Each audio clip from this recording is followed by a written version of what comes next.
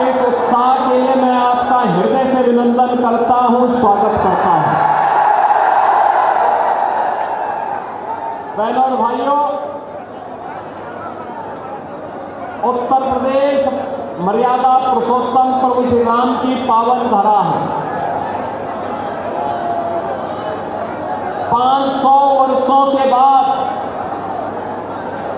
अयोध्या धाम में प्रभु राम फिर से विराजमान हुए हैं।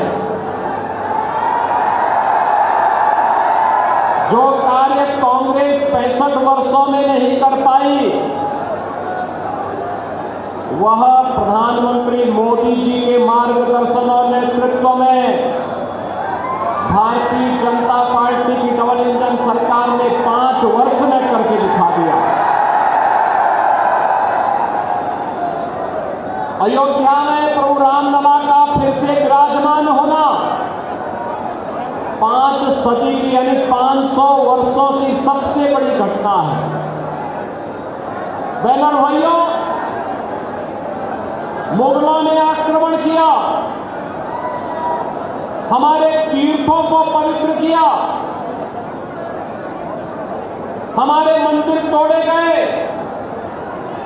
मूर्तियां खंडित हुई, अंग्रेजों ने फूट डालो राज करो की नीति के तहत देश की एकता को खंडित करने का भरसक प्रयास किया। लेकिन 1947 में जब देश आजाद हो गया था, आखिर कांग्रेस ने 1947 से लेकर के 2014 तक सर्वाधिक समय तक उसे शासन करने का अवसर प्राप्त हुआ। क्यों नहीं उसने अयोध्या में राम मंदिर का निर्माण किया? क्योंकि कांग्रेस को राम से प्यार नहीं था, आपकी आस्था का उसके लिए कोई सम्मान नहीं था। कांग्रेस को केवल और केवल वोट बैंक की राजनीति करनी थी, आपकी आस्था के साथ खिलवाड़ कर रही थी। और इसलिए कांग्रेस ने कभी भी देश के हित में कार्य नहीं किया। जो काम कांग्रेस 65 वर्षों में नहीं कर पाई, भारतीय जनता पार्टी मात्र 5 वर्ष में करके दिखा दी। 500 वर्षों की समस्या का समाधान है। और इसीलिए मैं कहता हूं बार बार, कांग्रेस देश की समस्या का नाम है और भाजपा देश की समस्या का समाधान का नाम है। बहनों और भाइयों, मैं आज एक छोटी सी घटना आपको बताता हूं। अभी मैं कल और परसों जम्मू कश्मीर विधानसभा चुनाव के प्रचार के लिए गया था और प्रचार के दौरान जब मैं जम्मू पहुंचा तो जम्मू एयरपोर्ट पर जहां मुझे कार्यक्रम में जाना था वहां बारिश हो रही थी। जम्मू एयरपोर्ट के अंदर में गया, मैं अंदर जा रहा था, तब तक एक आवाज आई, उसने वहां से एक आवाज आ रही थी, साहब राम राम। तो क्योंकि मेरा कोई परिचित नहीं था वहां पे, तो मैंने समझा एक सामान्य किसी और से कह रहा होगा। लेकिन थोड़ी देर के बाद फिर वही आवाज कही, योगी जी राम राम। तो मैंने उधर देखा तो मैं देख के भौचक था। ये राम राम शब्द एक मौलवी के मुंह से निकलना था। मैं समझ गया कश्मीर में धारा 370 हटने का इंपैक्ट है ये। और याद रखना, डबल इंजन की सरकार जब कार्य करेगी, डबल स्पीड के साथ कार्य करती है, तो जो लोग राम मंदिर का विरोध कर रहे थे, जो लोग मथुरा में श्री कृष्ण जन्मभूमि का विरोध करते हैं, जो लोग आपकी आस्था का अपमान करते हैं, यही लोग सड़कों पर। तो आपको दिखा रहे हैं जिस तरीके से हरियाणा के जगाधरी में सीएम योगी की रैली है, जाहिर तौर पर कांग्रेस पर जमकर वार करते नजर आए सीएम योगी। सीएम योगी ने कहा कि देश के विभाजन की जिम्मेदारी कांग्रेस के ऊपर है और दूसरी ओर कांग्रेस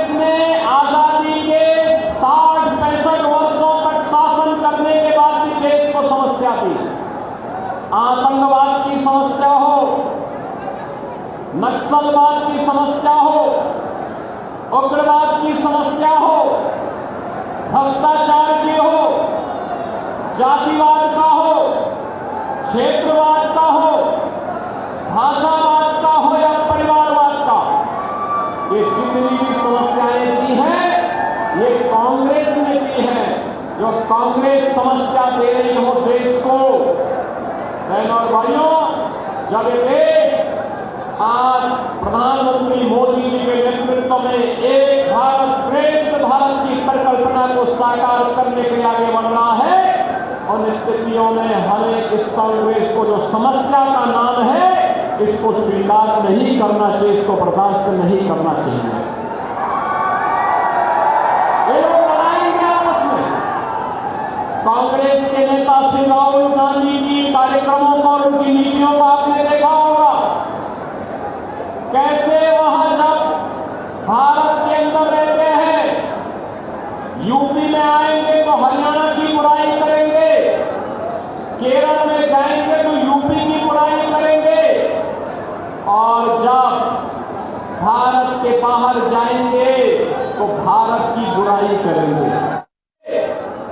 केरल में जाएंगे तो यूपी की बुराई करेंगे, और जब भारत के बाहर जाएंगे तो भारत की बुराई करेंगे। जब देश में संकट आता है तब भारत की 140 करोड़ की आबादी उन्हें नहीं दिखाई देती।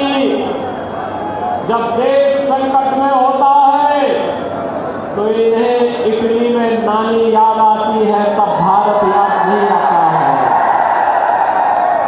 और इसलिए बहनों और भाइयों, जो संकट में आपका साथी नहीं वो आपका सच्चा साथी नहीं। एक तरफ समस्या देने वाली कांग्रेस और दूसरी तरफ समाधान देने वाली बीजेपी। याद करिए, प्रधानमंत्री मोदी जी ने आतंकवाद की जो समस्या थी कश्मीर की धारा 370 सदैव के लिए समाप्त कर दिया, और हरियाणा के जवानों ने तो देश की सीमा में रहकर के लगातार देश की सीमाओं की सुरक्षा की है। सुदृढ़ दीवार के रूप में खड़े होकर के अपना बलिदान देकर के देश की सीमाओं के साथ दुश्मन को खिलवाड़ करने की कोई छूट नहीं थी। ये हरियाणा जिसका अपना गौरवशाली इतिहास हो, वहां के नौजवानों को इस बात को समझना होगा कि कांग्रेस के लड़ाने वाली बांटने वाली रणनीति ये देश के हित में नहीं है, युवाओं के हित में नहीं है। मोदी जी ने 2014 में आने के बाद एक ही नारा दिया था, और वह नारा दिया था जब उन्हें पत्रकारों ने पूछा कि देश के विकास के लिए आपका रोडमैप क्या है, उन्होंने कहा, एक शब्द में उन्होंने कहा, सबका साथ और सबका विकास का। बहनों और भाइयों, 1947 में भारत आजाद हुआ, लेकिन आजाद होने के एक दिन पहले देश का दुर्भाग्यपूर्ण विभाजन भी हुआ। एक दिन पहले विभाजन भी हुआ। पाकिस्तान में आबादी गई कम, लेकिन क्षेत्रफल गया ज्यादा। परिणाम क्या था?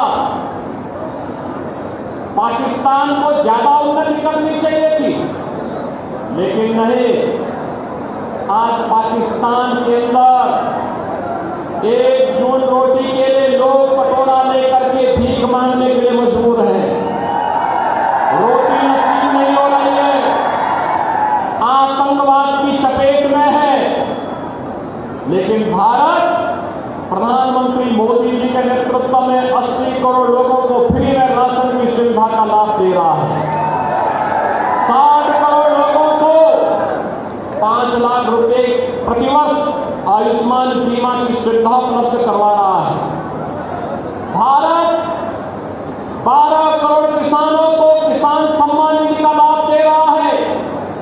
12 करोड़ गरीबों के घर में शौचालय बनाने का काम कर रहा है। 10 करोड़ गरीबों के घर में उज्ज्वला योजना का कनेक्शन पहुंचा रहा है। 4 करोड़ मकान बना रहा है। ये नया भारत है, हाईवे भी है, रेलवे भी है, मेट्रो भी है, आईआईटी भी है, आईआईएम भी है, एनआईटी भी है, एम्स भी बन रहे हैं, one district one medical college भी बन रहा है। हर घर नल की योजना भी आपके घर तक शुद्ध पेयजल पहुंचाने के लिए लागू हो रही है। विकास भी है, लोक कल्याण भी है और विरासत के लिए भी सम्मान है। अयोध्या में रामलला का भव्य मंदिर का निर्माण हो गया। मथुरा वृंदावन को भी हम सजाने का काम करना शुरू कर दिए हैं। शाकंभरी देवी मंदिर का भी भव्य स्वरूप आने वाला है। और बहनों और भाइयों, करतारपुर साहिब में भी अगर आप जाएंगे, कॉरिडोर का निर्माण हो चुका है, ये भी हो चुका है। याद करिए, बाल दिवस की जब बात आती थी तो कांग्रेस ने अपने यानी पंडित नेहरू के जन्मदिन को बाल दिवस के रूप में मनाया। लेकिन जब मोदी जी की बात आई तो मोदी जी ने कहा नहीं, गुरु गोविंद सिंह जी महाराज के 4 साहबजादे जिन्होंने देश के लिए अपना बलिदान दिया, उनके नाम पर बाल दिवस होगा। वीर बाल दिवस का कार्यक्रम पूरा देश गुरु गोविंद सिंह जी के 4 साहबजादों की स्मृति में मनाता है। बहनों और भाइयों, विरासत का सम्मान ऐसे होता है, विकास ऐसे होता है। जगाधरी और यूपी यमुना के इस पार उस पार है। बहनों भाइयों, याद करिए, जब तक यूपी के अंदर दूसरी सरकारें थी, हर तीसरे दिन दंगा होता था, गुंडागिरी चरम पर थी, बेटी सुरक्षित नहीं थी, व्यापारी का कोई सम्मान नहीं था और माफिया राज ऐसे चलता था जैसे कांग्रेस की सरकार के समय हरियाणा के अंदर कौन माफिया नहीं था तो हाथी नहीं था। संगठित गिरोह अपराधियों के संचालित होते थे। अपराधियों के गिरोह खनन माफिया, वन माफिया, पशु माफिया, ये सभी प्रकार के माफिया हावी थे यूपी में भी। बहन और भाइयों, आज माफिया यूपी का कहां चला गया? राम नाम सत्य है कि यात्रा पे निकल चुका है।